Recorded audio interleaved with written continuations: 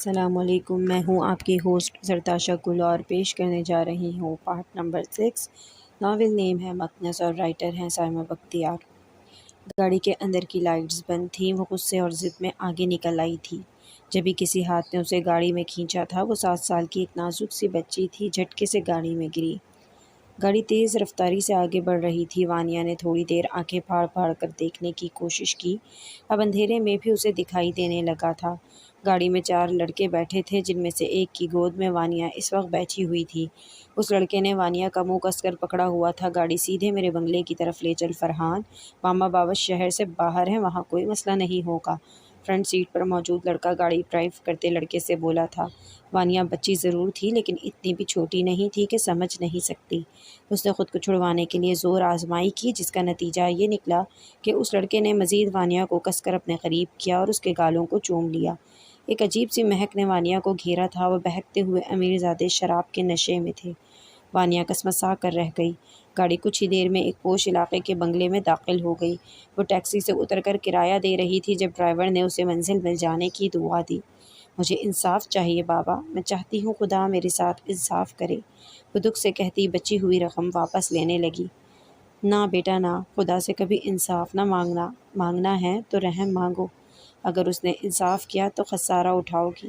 بے شک اس سے بڑا کوئی منصف نہیں ہے، اور ہم انسانوں کی اتنی اوقات نہیں کہ اس کے انصاف کو برداشت کر سکیں۔ وہ جب تولتا ہے تو کسی کا ذرہ برابر بھی نہیں چھوڑتا، چاہے پھر نیکی ہو یا بدی۔ بزرگ نے جاتے جاتے اسے ایک بات سمجھا دی تھی جو سیدھے اس کے دل میں اتر گئی۔ واقعی وہ اتنی نیک تو نہیں تھی کہ خدا سے انصاف کی طلبگار ہوتی۔ اس نے دل ہی دل میں رحم کی دعا مانگ لی۔ یہاں شیخ احمد صاحب کا گھر کہاں ہے، وہ جو مستری کا کام کرتے ہیں؟ اس نے گلی میں موجود ایک بڑے کریانہ اسٹور والے سے پوچھا۔ جی، ان کا گھر پچھلی گلی میں ہے، نیلے رنگ کا چھوٹا سا دروازہ ہے، دکاندار نے اشارے سے اسے راستہ سمجھا دیا۔ وہ شکریہ کہتی آگے بڑھ گئی۔ ہر اٹھتے قدم کے ساتھ دل کی دھڑکن تیز ہونے لگی۔ بہت سے سوالوں کا سامنا بھی باقی تھا۔ وہ اکیلی آئی ہے؟ شوہر کہاں ہے؟ فضا کہاں ہے؟ کراچی سے اکیلے؟ طلاق کیوں ہوئی؟ وغیرہ وغیرہ۔ اور جواب ندارد۔ دروازے پر دستک دیتے اس کا دل مزید تیزی سے دوڑنے لگا۔ دروازہ کھلا تھا۔ ایک انجانے چہرے نے دروازہ کھولا۔ بی بی معاف کرو، کچھ نہیں ہے دینے کو، جسے دیکھو منہ اٹھا کر آ جاتا ہے مانگنے، زندگی مشکل بنا دی ہے۔ وہ عورت بنا رکے عائشہ کو 100 صلواتیں سنا گئی۔ نہیں، آپ غلط سمجھ رہی ہیں، میں کراچی سے آئی ہوں، عائشہ ہے میرا نام، احمد چاچا سے ملنے آئی ہوں۔ عائشہ نے بمشکل اپنی بات کہی۔ اس کی چلتی زبان کو بریک لگے تھے۔ سر سے پیر تک عائشہ کی ابتر حالت دیکھتی وہ سر ہلا کر اندر چلی گئی۔ تھوڑی ہی دیر میں اس کی واپسی ہوئی تھی۔ آ جاؤ اندر، بیزارگی سے راستہ دیتی وہ پیچھے کو ہٹی۔ عائشہ نے گھر کی دہلیز پار کی تو صحن میں لگا امرود کا درخت بہت سی یادیں تازہ کر گیا۔ جب وہ ابو کے ساتھ آئی تھی تو امرود سے لدے بھدے درخت سے ہر وقت امرود توڑ کر کھاتی، کبھی درخت پر ہی چڑھ کر کسی شاخ پر بیٹھے ابو کو آوازیں لگاتی۔ یہاں اس کمرے میں، اس عورت نے ایک کمرے کی طرف اشارہ کیا۔ عائشہ اس کے پیچھے چلتی کمرے میں داخل ہوئی۔ احمد چچا انتہائی ضعیف ہو چکے تھے اور شاید شدید بیمار تھے۔ آنکھوں کے نیچے گہرے حلقے اور گالوں میں ابھرتی ہڈیاں، کھانستا وجود۔ اسے دیکھ کر ان کے چہرے پر خوشی کی ایک لہر دوڑ گئی۔ عائشہ میری بچی، اسے اپنی چارپائی پر ہی بیٹھنے کو جگہ دی اور محبت سے بولے۔ کمرے میں ایک چھوٹا سا سیور جل رہا تھا جس سے روشنی نہ ہونے کے برابر تھی۔ کمرہ سیلن زدہ سا تھا۔ عائشہ کا اس ماحول میں اور احمد چچا کی حالت دیکھ کر دم گھٹنے لگا۔ چچا آپ کو کیا ہو گیا ہے؟ اس کی آنکھیں نم ہونے لگی۔ بس بیٹا، تمہاری چچی کے جانے کے بعد کوئی اپنا نہیں رہا۔ یہ کون ہے چچا؟ عائشہ کا اشارہ اس عورت کی طرف تھا۔ یہ میری بہو ہے شفا۔ یہ آپ کا خیال نہیں رکھتی؟ چچا کی حالت غیر دیکھتے وہ نہ چاہتے ہوئے بھی پوچھ بیٹھی۔ اس کے لیے میں صرف ایک عذاب ہوں بیٹی، میری وجہ سے یہ کہیں آ جا نہیں سکتی، اسے میرا خیال رکھنا پڑتا ہے۔ اس کے بچے مجھ سے نفرت کرتے ہیں، میری کھانسی کی آواز ان کی نیند خراب کرتی ہے، میری دواؤں کے خرچے اس کے بچوں کے بہتر مستقبل کی راہ میں رکاوٹ ہیں۔ وہ بولتے ہوئے بے تحاشا کھانس رہے تھے۔ عائشہ کو ان پر رحم آنے لگا۔ وہ اپنا مسئلہ بھول گئی۔ سچ ہے کہ دوسروں کا غم دیکھو تو اپنی تکلیف چھوٹی لگنے لگتی ہے۔ اس وقت عائشہ کے ساتھ بھی یہی ہوا تھا۔ سعد کہاں ہے چچا؟ وہ آپ کا خیال نہیں کرتا؟ عائشہ نے ان سے ان کے اکلوتے بیٹے کے بارے میں پوچھا۔ وہ صبح کا گیا رات کو آتا ہے بیٹا، ایک چکر کبھی میرے کمرے کا لگا جاتا ہے، میں زندہ ہوں یہ دیکھ کر اسے تسلی ہو جاتی ہے بس۔ اب ان کی آنکھوں سے آنسو بہنے لگے تھے۔ آپ کچھ کہتے کیوں نہیں اسے؟ عائشہ نے ایک نظر کمرے کی حالت پر ڈال کر پوچھا۔ کس منہ سے پوچھوں بیٹا، میں اپنا کیا بھگت رہا ہوں۔ میں نے بھی برسوں پہلے اپنے ماں باپ کو ایسے ہی اسی ہی کمرے میں ڈالا تھا۔ اس کی کھانسی کی آواز سے میری نیند خراب ہوتی تو میں انہیں باتیں سنا جاتا۔ ساتھ کے سامنے تیری چچی ہمیشہ اس کی دادی کی برائی کرتی، دادی کی موجودگی کو ہر مشکل کے ساتھ جوڑتی، اور میں ہمیشہ خاموش رہا۔ ساتھ نے زندگی بھر یہی سب تو دیکھا ہے۔ اب اگر وہ اور اس کی بیوی میری آوازوں سے بیزار ہوتے ہیں تو اس میں کوئی نئی بات تو نہیں؟ وہ اپنی ماں کو یاد کرتے ہوئے رونے لگے۔ میری ماں نے کبھی مجھے بد دعا نہیں دی، لیکن وہ خدا تو دیکھ رہا تھا نا، وہ روتے روتے کہہ رہے تھے۔ اس نے افسوس سے احمد چچا کو دیکھا۔ جگہ دل لگانے کی یہ دنیا نہیں ہے، یہ عبرت کی جا ہے، تماشا نہیں ہے۔ مکافات عمل کا سلسلہ بہت جلدی شروع ہو جاتا ہے، بس انسان ہی سمجھنے میں تاخیر کرتا ہے۔ کبھی کبھی سزا کا عمل دنیا میں ہی شروع ہو جاتا ہے۔ عائشہ نے انہیں تسلی دی۔ شفا جو اس کمرے میں چھوڑ کر گئی تھی تو پلٹ کر نہیں آئی۔ عائشہ کچھ دیر ان کے پاس بیٹھی اور پھر اجازت لیتی کھڑی ہو گئی۔ چچا نے کوئی سوال نہیں کیا تھا اور نہ ہی ان کی حالت ایسی تھی کہ عائشہ کچھ کہتی۔ بس یہ اس کی منزل نہیں تھی، سو وہ جس طرح آئی تھی اسی طرح واپس یہ دہلیز پھلانگ گئی۔ چاروں لڑکے آج پھر شراب کے نشے میں کسی بچی کو پکڑ لائے ہیں۔ بنگلے کے چوکیدار نے دکھ سے اپنی بیوی کو بتایا جو اسے چائے دینے آئی تھی۔ بچی یا لڑکی؟ وہ حیرت سے پوچھنے لگی۔ بچی، اس بار یہ خبیث اپنی ہمنہ جتنی بچی پکڑ کر لائے ہیں۔ میں نے خود ابھی دیکھا جب صاحب کے دوست اس بچی کو زبردستی گود میں اٹھائے اندر لے گئے۔ چوکیدار کی بیوی نے جھرجھری لی تھی۔ اتنی چھوٹی بچی؟ خدا کے لیے خان تم کچھ کرو نا، ہم اللہ کو کیا منہ دکھائیں گے؟ اتنا ظلم دیکھ کر بھی کچھ نہیں کہتے تم؟ ہماری بھی تو بچی ہے نا۔ میں کیا کر سکتا ہوں، وہ مالک لوگ ہیں زینب، خان نے بے بسی سے کہا۔ مالک تو وہ ہے خان، تم کوشش تو کرو، میرا دل نہیں مانتا اتنی چھوٹی بچی پر ایسا ظلم، اور ہم خاموشی سے دیکھتے رہیں۔ میری نوکری چلی جائے گی زینب، میں تمہیں اور ہمنہ کو لے کر کہاں جاؤں گا؟ ہم ان کا کھاتے ہیں، ان کے پاس ہی رہتے ہیں۔ خان تذبذب کا شکار ہوا۔ شرک نہ کرو خان، ہم اللہ کا دیا اپنے نصیب کا کھاتے ہیں، اللہ پر بھروسہ رکھو۔ تم کچھ کرو نہ کرو، میں ضرور اس بچے کی مدد کروں گی، زینب اٹل لہجے میں کہتی پیچھے کے راستے سے بنگلے میں داخل ہو گئی۔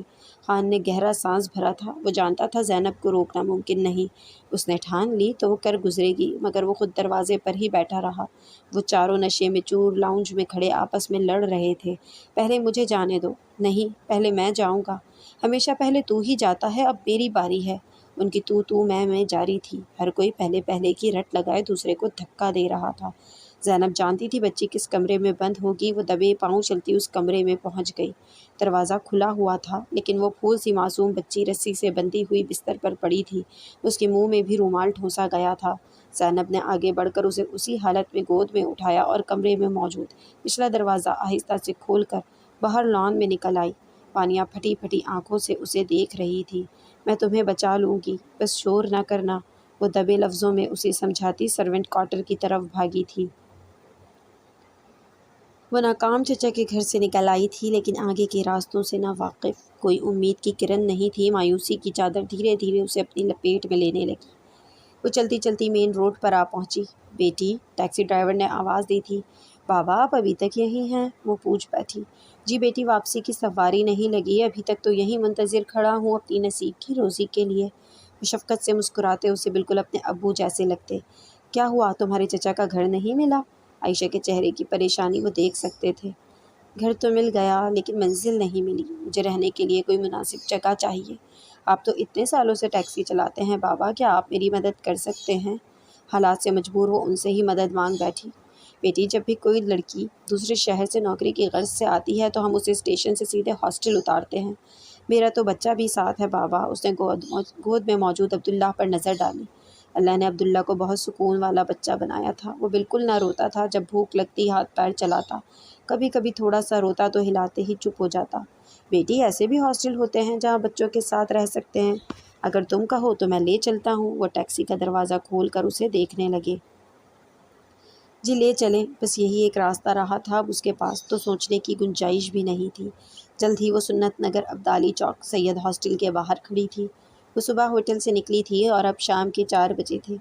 بیٹی، میں یہیں کھڑا ہوں، تم اندر جا کر دیکھ لو، اگر تمہیں ٹھیک لگتا ہے تو بتا دینا آ کر، نہیں تو میں واپس لے چلوں گا۔ وہ وہیں رک گئے۔ عائشہ اندر چلی گئی۔ ساری معلومات لینے کے بعد اس نے یہیں رکنے کا فیصلہ کیا۔ میں یہیں رہوں گی بابا، آپ کا بہت شکریہ، آپ نے میری بہت مدد کی۔ وہ بابا کو بتانے واپس آئی۔ یہ میرا نمبر ہے بیٹی، کبھی کوئی مسئلہ ہو تو یاد کر لینا۔ ایک پرچی اس کی طرف بڑھاتے وہ اپنائیت سے بولے۔ بہت بہت شکریہ آپ کا۔ عائشہ ان کی احسان مند تھی۔ کرایہ چکا کر وہ واپس اپنے ہاسٹل میں چلی آئی۔ زندگی کا ایک نیا سفر شروع ہونے جا رہا تھا۔ سب رشتے چھوڑ کر اس نے اولاد کو چن لیا تھا، اب وہی اولاد اس کا سب کچھ تھی۔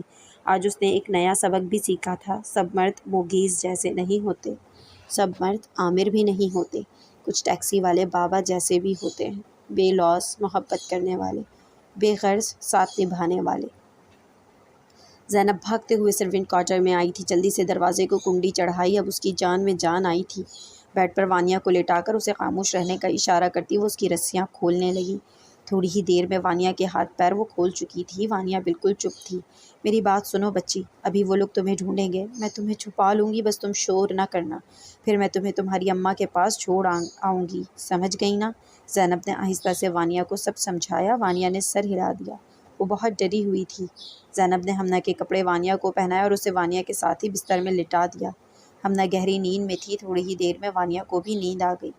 چل چاروں ساتھ چلتے ہیں، بہت ہو گیا جھگڑا، ایسے ہی صبح ہو جانی ہے۔ ایک نے راستہ نکالا، چاروں ایک ساتھ۔ وہ بچی ہے چھوٹی، اس بار ہم بہت چھوٹی مچھلی پکڑ لائے، ایک نے افسوس سے کہا۔ شراب کی بوتل پر بوتل خالی ہوتی جا رہی تھی۔ چل نا، تجھے کون سا نکاح پڑوا لینا ہے اس سے، صبح پھینک دیں گے کسی کچرا کنڈی میں۔ شراب کے نشے میں مست وہ انسانیت کی ہر حد پار کر چکے تھے۔ چاروں 1 گھنٹے کی جنگ کے بعد ڈولتے قدموں سے کمرے میں پہنچے۔ خالی کمرہ ان کا منہ چڑھا رہا تھا۔ چاروں کو ایک دم جیسے ہوش آیا۔ کہاں گئی بچی؟ تو نے ٹھیک سے باندھا نہیں تھا کیا؟ وہ ایک دوسرے کو الزام دینے لگے۔ تو باندھ لیتا نا، سارا کام میں کروں؟ مزے سب کے۔ ایک دم ودو بولتا دوسرے کو دھکا دینے لگا۔ لڑنا بند کرو، یہیں کہیں ہوگی، ڈھونڈو اسے۔ ایک نے خود کو سنبھالا اور دوسرے کو ہوش دلایا۔ سب نے چہرے پر پانی مارا اور بنگلے میں ڈھونڈ مچا دی۔ نشہ اب بھی کم نہیں ہوا تھا۔ نہیں ہے بنگلے میں کہیں؟ چلو خان سے پوچھیں۔ چاروں نے لڑکھڑاتے ہوئے باہر کی طرف قدم بڑھا دیے۔ خان، بچی کہاں ہے؟ سیدھے سوال کرتے وہ خان کے اوسان قطع کر گئے۔ کون سی بچی صاحب؟ وہ ہکلا گیا۔ وہی جسے ہم لائے تھے۔ آپ لوگ تو کسی کو ساتھ نہیں لائے آج، خان نے بنا سوچے سمجھے جواب دیا۔ کیا مطلب؟ میں خود بچی کو گود میں اندر لے کر گیا ہوں۔ نہیں صاحب، آپ کے ہاتھ میں تو شراب کی بوتل تھی۔ خان کے جو منہ میں آیا وہ بول دیا۔ وہ چاروں ایک دوسرے کو دیکھنے لگے۔ نشہ آہستہ آہستہ اترنے لگا۔ کیا مطلب؟ ہم بچی کو پکڑ کر نہیں لائے؟ وہ چاروں اچنبھے میں پڑ گئے۔ لائے تھے، میں نے خود اسے پکڑ کر گاڑی میں کھینچا تھا، ایک نے یقین سے کہا۔ پینے کے بعد سب سے کم تیرا دماغ کام کرتا ہے، آیا بڑا، دوسرے نے اس کا مذاق اڑایا۔ اے خان، سچ سچ بتا، ہم کسی کو نہیں لائے ساتھ؟ وہ شش و پنج کا شکار ہوئے۔ نہیں صاحب، خان کو کچھ حوصلہ ہوا۔ ابے میں نے خود پکڑا تھا، رسیوں سے باندھا بھی تھا۔ ایک ماننے کو تیار نہیں تھا۔ تو کیا خان جھوٹ بول رہا ہے؟ جس کا بنگلہ تھا وہ چلایا۔ چاروں نے خان کو دیکھا۔ صاحب، نشے میں آپ لوگ تھے، میں نہیں، خان ڈٹ گیا۔ اور اگر آپ لائے تھے تو کہاں ہے پھر بچی؟ خان نے اتنے مضبوط لہجے میں کہا کہ وہ چکرا گئے۔ شاید آج زیادہ ہی پی لی، اب تو صبح ہونے والی ہے۔ وہ چاروں واپس اندر پلٹ گئے۔ خان نے سکون کا سانس لیا تھا، آج زینب نے اس کو مالک سے بے وفا کر دیا تھا، مگر زینب کہتی مالک تو وہ ہے جو اوپر ہے، تو پھر خان نے تو آج پہلی دفعہ وفاداری نبھائی تھی۔ خان، 2 دن ہو گئے، کب اس بچی کو اس کے ماں باپ کے پاس چھوڑ کر آئیں گے؟ مجھے بھی گاؤں جانا ہے اگلے ہفتے۔ زینب خاموش بیٹھی، وانیا کو دیکھ کر پوچھا۔ کچھ دن اور صبر کر لے زینب، انہیں میری بات پر پوری طرح یقین نہیں آیا، وہ نظر رکھ رہے ہیں مجھ پر۔ گاؤں جانے کی اجازت بہت پہلے ہی میں لے چکا ہوں صاحب سے، اس لیے ہم جب گاؤں کے لیے نکلیں گے تبھی اسے اس کے گھر پہنچا دیں گے، یہی ایک راستہ ہے، جب تک تو اسے سنبھال لے، خان نے تفصیل سے اسے سمجھایا۔ زینب کو بات سمجھ آ گئی تھی۔ 5 دن سے وانیا لاپتہ تھی، دنیا اپنی ٹکر پر چلی جا رہی تھی، بس وہ دونوں تھے جو وقت کے بھنور میں پھنس گئے تھے، مغیث اور فروا۔ مغیث ہر وقت سجدے میں روتا، فروا کو تو جیسے ہوش ہی نہیں تھا۔ خدا انصاف نہ کرنا، بس میری خطا کو معاف کر دینا، وہ ہاتھ اٹھائے التجا کرتا۔ خدا نے اسے معاف بھی کیا تھا اور انصاف بھی۔ دروازے کی گھنٹی بجی تھی۔ مغیث نے دروازہ کھولا، سامنے وانیا کھڑی تھی۔